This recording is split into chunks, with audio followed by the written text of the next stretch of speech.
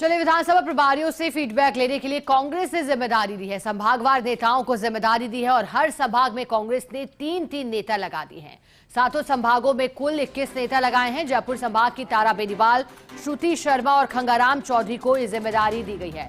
बड़ी जानकारी, हर संभाग में तीन तीन नेता लगाए हैं। कांग्रेस पार्टी एक्शन मोड में और अब तैयारी है देश भर में होने वाले विधानसभा चुनाव के लिए जीत की, तो वहीं राजस्थान से भी तैयारी हर लिहाज पर की जा रही है।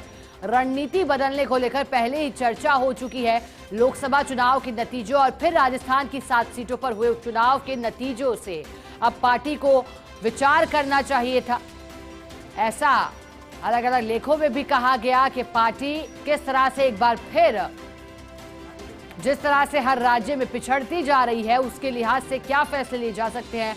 पार्टी का फैसला संगठन मजबूती को लेकर लिया गया और ऐसे में तय किया गया कि जो निष्क्रिय नेता हो चुके हैं उन्हें जिम्मेदारी से मुक्त किया जाएगा और ऊर्जावान लोगों को संगठन में जगह दी जाएगी। अब इसी कड़ी में संभागों में तीन तीन नेता लगाए गए हैं। ज्यादा जानकारी लेंगे सहयोगी दिनेश जांगिया हमारे साथ जुड़े हैं। दिनेश, संभागवार नेता लगाए गए हैं, पहले तो बताइएगा हर संभाग में कौन कौन से वो नेता और इसके पीछे की पार्टी की क्या स्ट्रैटेजी। अब जी देखिए, पिछले दिनों राजस्थान कांग्रेस ने तमाम 200 विधानसभा सीटों पर 200 विधानसभा प्रभारियों की नियुक्ति की थी और उन्हें इसी महीने अपने अपने विधानसभा क्षेत्र में जाके वहां पर बैठ के लेनी है और जो संगठन में निचले स्तर पर खाली पद पड़े हैं उनकी जो डिटेल रिपोर्ट है वो तैयार करके देनी है। तो ऐसे में उन पर मॉनिटरिंग करने के लिए राजस्थान में 7 संभाग है, भरतपुर, उदयपुर, जयपुर, बीकानेर। तो उन संभागों में 21 नेताओं की ड्यूटी लगाई है, यानी हर संभाग में राजस्थान कांग्रेस ने 3-3 नेताओं की ड्यूटी लगाई है। जैसे भरतपुर संभाग में राहुल बाकर, शंकुतला शर्मा, राजेश अत्री, इस तरह हर संभाग में 3-3 नेताओं की जिम्मेदारी दी है और ये अपने अपने जो संभाग के अंदर जिले आते हैं, जो विधानसभा सीट आती है, उन पर्यवेक्षकों से वो रिपोर्ट लेंगे। उसके बाद उस रिपोर्ट को क्रॉस चेक करेंगे, एग्जामिन करेंगे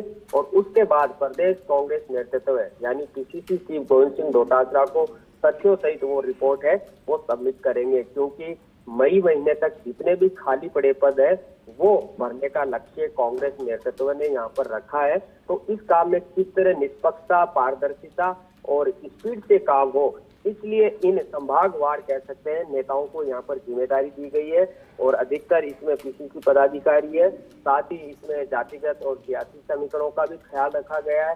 इसके अलावा रायपुर और उदयपुर चिंतन शिविर और अधिवेशन के जो नियम बनाए गए थे कि 50% युवाओं को, SC, ST, मुस्लिम तबके के नेताओं को मौका दिया जाएगा, तो उसका भी इसमें ध्यान यहाँ पर रखा गया है और इसी महीने यानी इन प्रभारियों को बैठक लेकर रिपोर्ट है वो इन नेताओं को देने, यानी उनके ऊपर एक और नेताओं की चेन है वो यहाँ पर प्रदेश कांग्रेस नेतृत्व ने खड़ी कर दी है। जिस तरह कल प्रभारी रंधावा और गोविंद सिंह डोटासरा ने दिल्ली में मल्लिकार्जुन खड़गे से मुलाकात की, उन्होंने भी कुछ नए दिशा निर्देश यहाँ पर दिए कि संगठन को मजबूत बनाया जाए और जो मेहनती और नए जो लोग हैं उनको संगठन में लिया जाए, अगर जो निष्क्रिय पदाधिकारी है उनको हटाया जाए। तो इस काम के लिए कह सकते हैं कि 221 नेताओं की नियुक्ति अब यहाँ पर कर दी गई है, क्योंकि समय अब काफी शेष बचा है। इस महीने सारी रिपोर्ट जुटानी है और अगले महीने से और नियुक्तियों का दौर शुरू हो जाएगा और मई महीने में तमाम विभाग, प्रकोष्ठ, अग्रिम संगठन,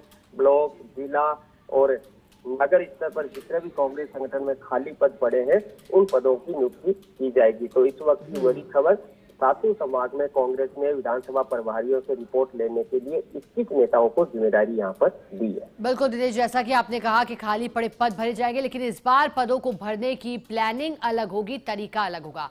शुक्रिया आपका दिनेश, साथ जुड़ने के लिए पूरी जानकारी।